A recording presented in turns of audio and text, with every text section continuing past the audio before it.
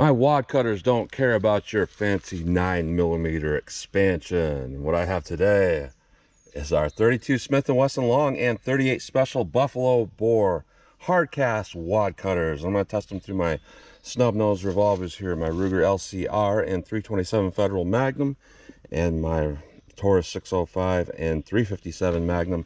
If you didn't know, a 32 Smith & Wesson long can fit in a 327 or 32 H&R Magnum revolver just fine. So a lot of times when people are looking for a defensive cartridge for a snub nose revolver, sometimes they encounter the issue where hollow points don't really want to expand very well, so they end up going to a solid bullet. And what they often go to is a round nose lead bullet. And the issue with that is a round nose bullet, you know, it will hit something.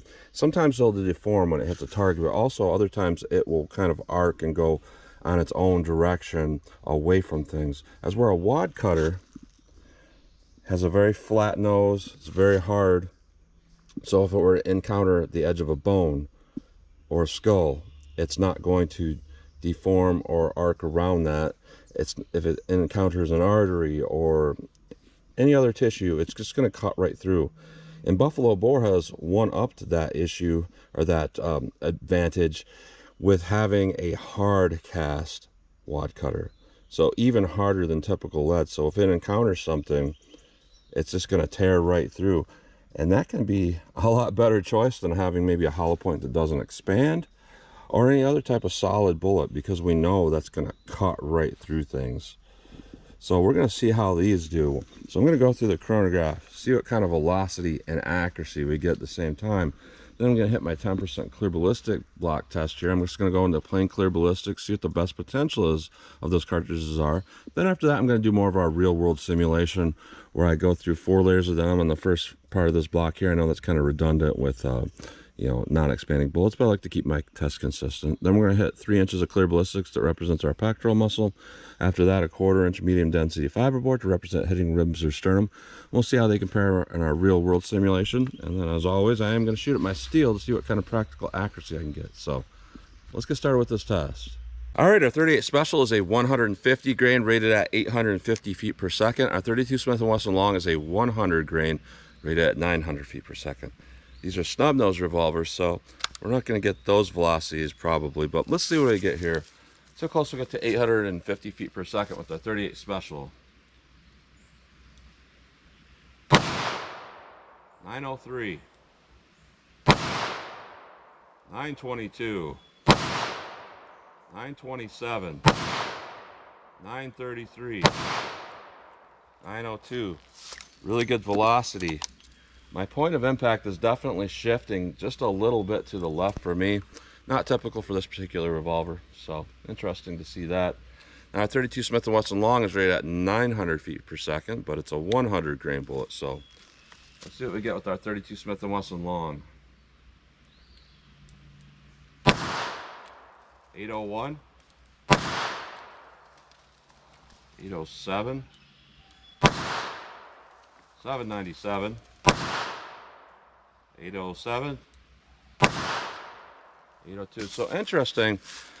This was below rated velocity by almost 100 feet per second out of a snub, yet the 38 is above rated velocity out of a snub. That's pretty interesting. Obviously, this had a lot less recoil. So let's hit our ballistics gel block, see how these compare. All right, let's hit our plain clear ballistics test here. This is just our best potential. You know, there's no denim in the way to clog a hollow point if it were a hollow point. There's no bone simulation in the way to prevent good penetration. So for reference, the last time I tested a 9mm 124 grain plus P sphere gold dot through my subcompact 9mm, I got 14 3/4 inches penetration. Let's see what our 38 Special Wadcutter does.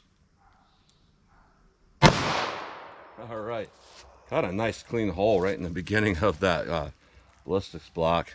Now let's hit it with our 32 Smith & Wesson long. One more time. Let's go take a look.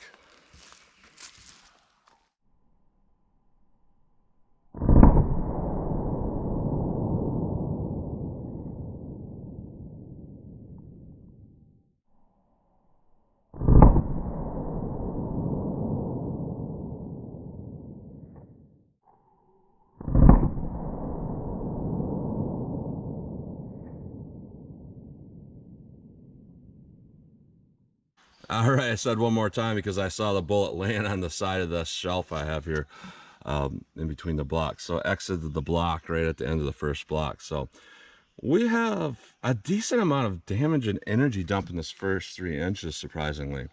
You know, even though it's not expanding outward, you know, our 38 special down here and our 32 long, those actually cause a lot of damage like a hollow point, and they cut the tissue as they go in. So that would not feel good. Surprisingly, I've seen hollow points cause about this much damage with our 38 special. Our 32 long is a little bit low in damage, but our 38 special, just a nice straight line penetration. And we're looking at about 27.5 inches of penetration. Camera parallax will always make it look like I'm putting my finger further away this way or further away this way, because the camera stretches these ends. But yeah, we're right there at about 27.5 inches of penetration with our 38 special, which is a bit much.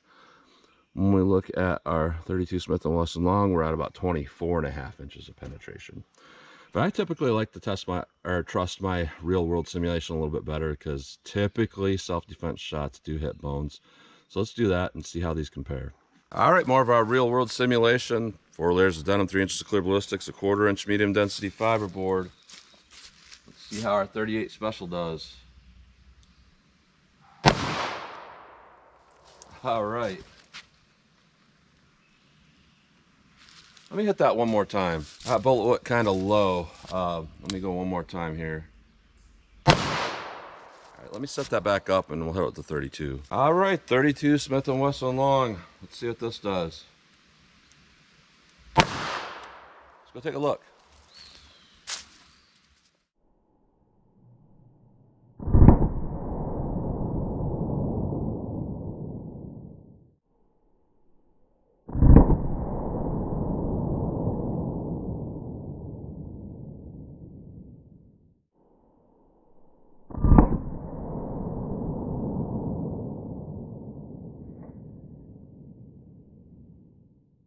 All right, so that first shot went down here and it went under the block right here. This is a phenomenon I have sometimes when I remelt these blocks in the summer, and you want to get them cool enough for the next day to kind of arc up, bowing up on the cooling process.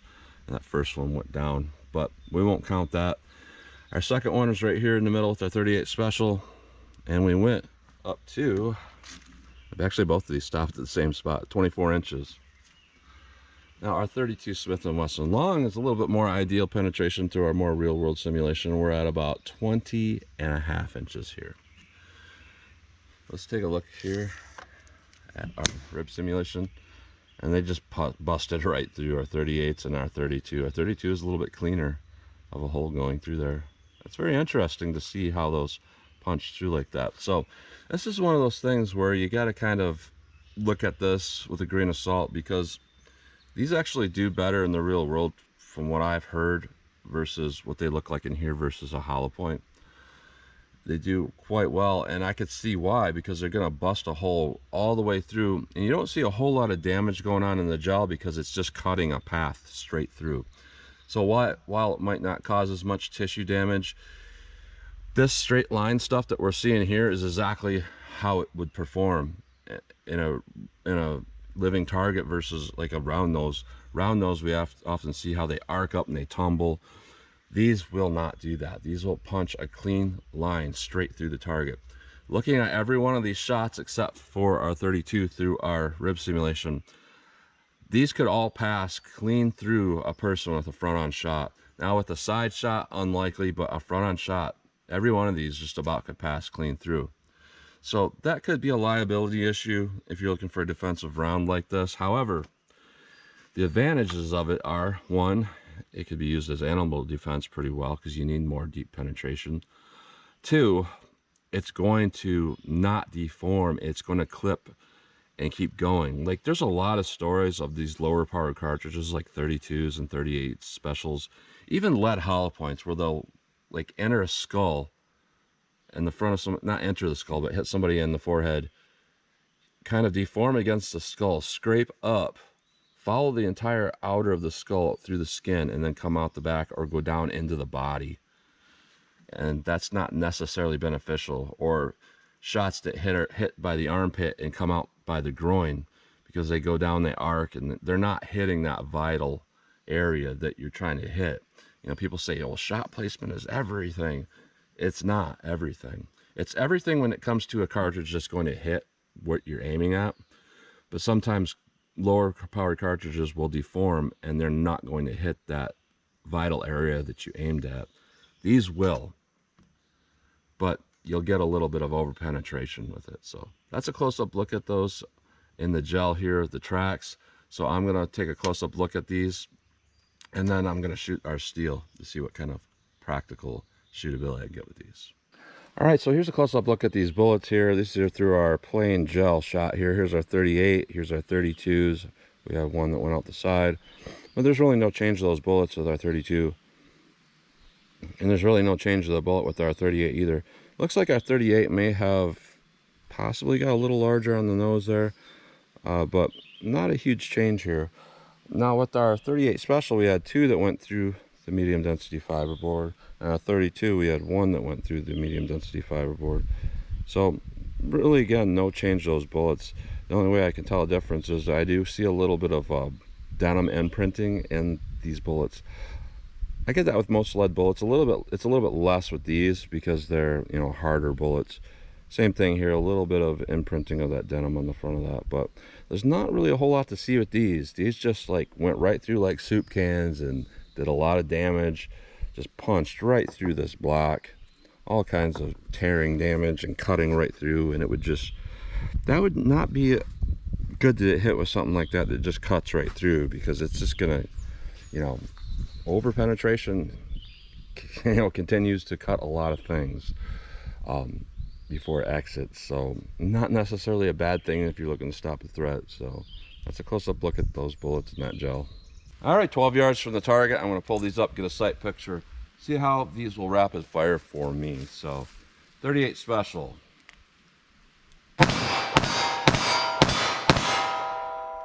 All right, not particularly easy to control. Pretty powerful round.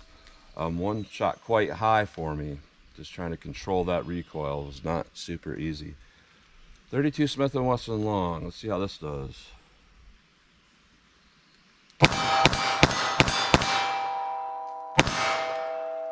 All right, 10 times easier to control.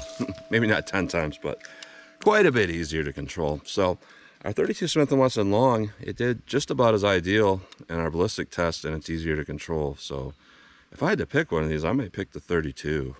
Let me back it up a little bit and see if I can keep hitting the target. You guys probably knew I was going to do it 75 yards from the target. Yes, it's not practical. I know it's not practical, but really anything beyond 10 yards isn't practical either. So if I did this from 25 or 40 yards, it wouldn't be practical. You know, snub nose at 75 yards, pretty silly, but I think it's fun. It's a challenge. I love coming out here and doing that. It's just kind of part of my plinking fun I have. So if you don't like this sort of thing, just skip ahead until we're beyond this target shooting part. I'll talk about this ammo, but I'm going to plink with these at 75 yards. I just want to see if I can make any hits with these. So 38 Special.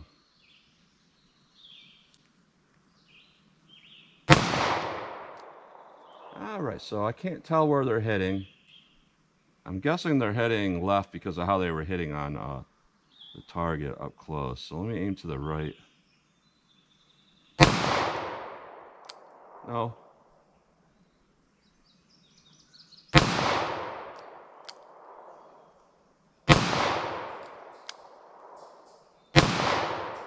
All right, so the problem with these is the smoke is obscuring my vision from seeing where those are going to hit.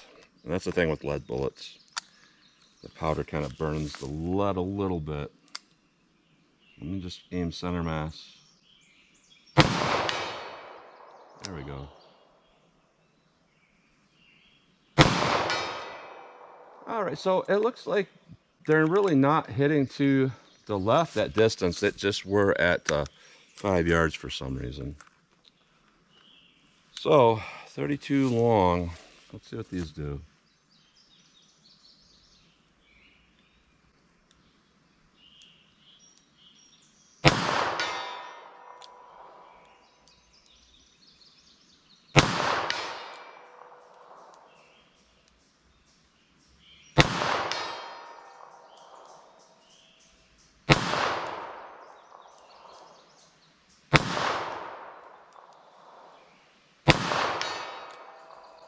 missed a couple there.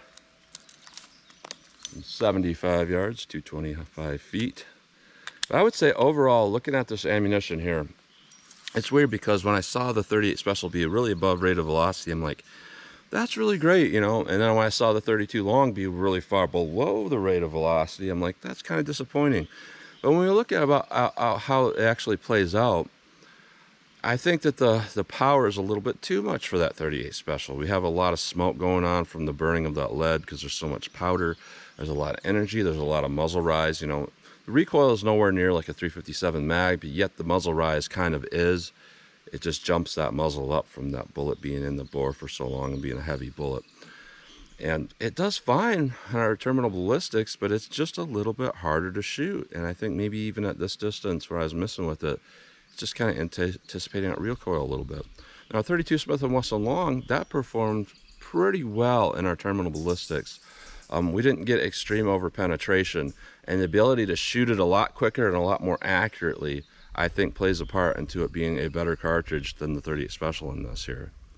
Now, don't get me wrong, if you were to hit an attacker with the 38 Special or this 32 Smith & Wesson long, I think both would do well, and I think the 38 Special would do a little bit better. But the issue is, if you were to try to shoot this stuff and an attacker coming at you, you might not hit more than once. As we're at the 32 long, they're within 7 yards. I don't think the average person would miss at all. I think they would land all those 6 shots, which increases your odds of hitting something vital. And when they're not, you know, arcing around and bending around, they're actually clipping through. That's going to do a better job at hitting an artery, and it's also going to do a better job at hitting a weight-bearing bone and bringing somebody down if it was like a hip shot or something like that. So I think the 32 did a little bit better here overall, even though our 38 Special did a little bit better in our terminal ballistics test. So that's what you get today. Interesting to see these Wadcutters, and yeah, Wadcutters, we don't need that fancy 9mm hollow point expansion. We can just cut right through with a nice revolver Wadcutter. So that's what you get today. So as always, comment, share, and like, and thanks for watching.